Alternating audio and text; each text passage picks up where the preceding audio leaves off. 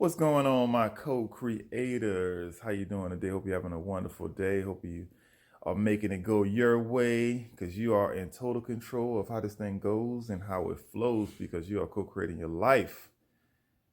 What's going on? I got a co-host with me today. One of my favorite people, of course. It's Jameelah. It sure is, Jameelah. She's back again. My sister, if you don't know, I don't think I mentioned that.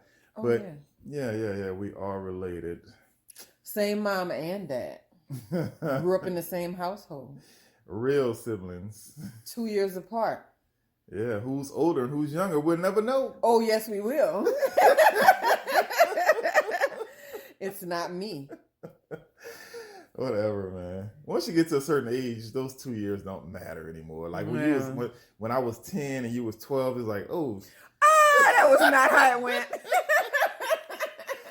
Whatever. When you were 10 and I was 12. Just like right now, I'm on the precipice of my 40s. You are in your 40s. There's a difference. No, I'm right at the edge, baby. Right at the edge. Nah. But when you get older, it don't matter.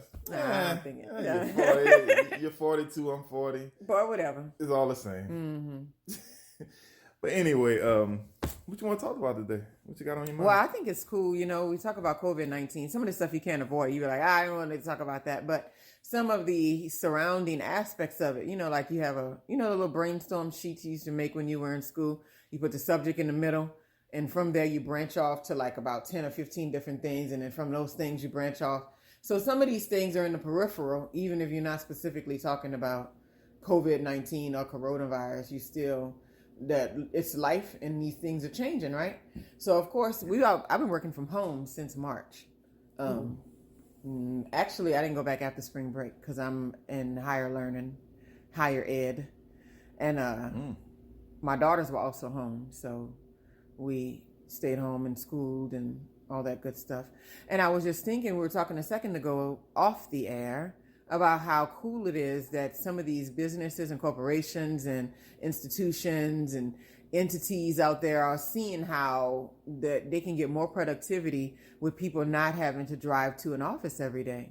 And I can honestly say that's one of my biggest pet peeves with the job that I do because I enjoy it. I like it. The description of it fits me to a T. I mean, it's something I'm like, where did they come with this position? It was like it was created just for a person like me. And I believe it was. But I was like always just bothered by that whole 8 to 5 thing. You know, leave out the door at 8, get to work at 9, leave work at 5, don't get home until 6. And how much time did that leave me with my children in the evening? And I'm like, half of this stuff I'm doing, I could be doing at my home desk. You know? Right. Yeah, it's definitely been a benefit for a lot of people. I mean, but being around your kids all the time, has it been like stressful, like them? Well, you got to ask somebody who wasn't. You know, I homeschooled for 4 years before this. So this was we went back to work in school for 6 months before this happened. So we didn't even. Oh yeah, that's right. We didn't even get our feet in the door of 9. I was like, girls, no homeschooling, no time soon. We're gonna do this thing. And I said, you never can know what's gonna happen in life. Right. And like 6 months later, we were right back in the house with each other every day. But we were very accustomed to that life. What we weren't accustomed to is not having outlets. So that was different. Normally we would go to the library, we would go to the museums, to the park, to the arboretum and do all the fun things that you don't get to do when all the rest of the kids off school and ruin the experience. Right. It was different being home every day. I felt like they got lazy. So that's cool. That's cool.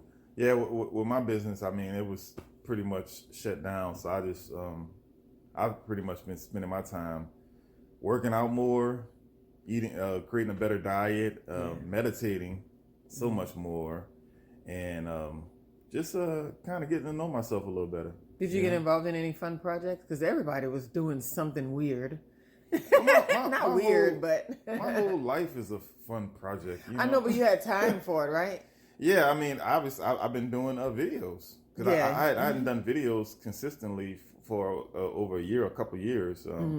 I've always stopped and started.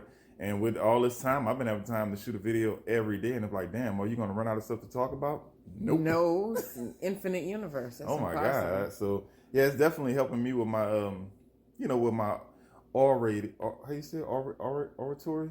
Yeah. Oratory skills. Mm-hmm. And just practicing. Yeah. Yeah, folks don't understand. Like, yeah, I want to talk about stuff, but mainly it's practice for me. I'm just practicing for. That's what I used to feel when I taught classes, lecturing and all. I felt like it was practicing for public speaking in front of adults. And then anytime I did public speaking, it was super easy because in my head I was like, it's just a classroom full of students. Because it is. Yeah. I before all this happened, I was taking improv classes. And I was mentioning that to somebody. Yeah, that was something I never even thought I would do, and it was pretty cool because it helped me also with being on the fly, with coming up with responses and having genuine, authentic responses. So, but that was before everything went down. But keeps you present. Yeah, keep standing. You can't step out of a conversation because you might have to contribute to it in a meaningful way. We do that when we have casual conversations. We like blank out and start thinking about other things and then come back, and then like something like improv and all, it makes you more present and more meaningful and more purposeful, I would think. Yeah, you got to stay in the front of your mind. You got to stay right there. You can't. You're on the spots. Yeah. And so so I just been doing a lot more of me. Yeah, that's what it is. Yeah, I've always had a lot of activities like they'll ask me like, oh, you doing anything this weekend? And I'll be like, nah, I'm not doing anything. And I'm like, what you got going on this weekend? And they'll start naming like stuff like, oh, I'm going to the gym, I'm going do this, I'm going to do it. I'm like, oh, well, I'm doing all of that. Yeah, that's not an event. Yeah, that's not an event. Like I do so much on a regular day. For me, it's just a normal day. Like the extra stuff you're talking about. Yeah, I'm like, oh, you going out somewhere? That's what I was kind of asking, but. Yeah. No, you're absolutely right about that. Yeah, it's like, I'm going to go do a walk run. I'm going to cook something. I'm going to do some work, write something. That's automatic for me. Yeah, but when I ask people that, I'm thinking, oh, what's going to be? Yeah. We did some fun projects around here. Made some soap. That was fun. That is fun. We still got all the supplies. We've been making it every few weeks so we can use it. I've been using your the lotion that you gave me. Oh, the shea butter. The shea butter. Yeah, I've been using it almost every day. It's nice, huh? Yeah, it's really nice. It's that little cup I had. I'm almost done with one little cup. I haven't started on the second cup yet. It's so funny that it's weird. Every time this happened to me on a women's retreat, and it happened to me at another event I was at, and then it happened to my sister the other day. Well, our sister. They don't count. They rub up against my arm by mistake, and they go, "What you use on your skin?" That is the weirdest thing, because if you go up to somebody and say, "Touch my skin, look how soft it is," they're gonna go, "Eh." But it's like when they touch you by mistake and they go, "Dang." And I remember when the ladies on the retreat asked me that, and she was like, "What are you using?" I was like, "Well, at the time it was coconut oil and stuff, olive oil." And she's like, "Out of the kitchen?" I was like, "Yeah, because your skin is porous." I was like, "If you can't eat it, you shouldn't be putting it on your skin." You wouldn't want to eat soap. That's no fun. But it should be as healthy as possible. If you was using bad words, you might wash yourself. Yeah. And we made also with shea butter for like hair and skin and all that. I use it on my feet. Wonderful. Oh, cool. And then we also grew a bunch of things. So we grew lettuce. We had that salad the other day. Grew kale. Right now we have some cucumbers that are about to explode. I mean, they really hit their mark now. I want to grow so bad. I'm gonna get some of those growing towers. Yeah. I'm gonna get that. The grow tower is better than dirt. I mean, you don't want to say that, but dirt attracts so many bugs. It's annoying. You got to wash everything thoroughly. Yeah. I'm definitely gonna. I'm telling you, I'm gonna get me a piece of land out in the middle of nowhere. I'm gonna get me a steel building built, and I'm gonna just live out there and grow stuff off the land and do what I want to do. That's what I'm gonna do. Live the good life. I'm hoping that people can see now how much this benefits us to have less to do in a day. Because maybe you don't want a completely empty day like some people were having, but I never even knew any of the neighbors in the neighborhood. I mean, this place is crawling with walkers all day and runners, and that was never the case when everybody could go to the gym, I guess, and people were working 9 to 5. So many kids around here, I didn't even know that. They go in the garage and they shut it.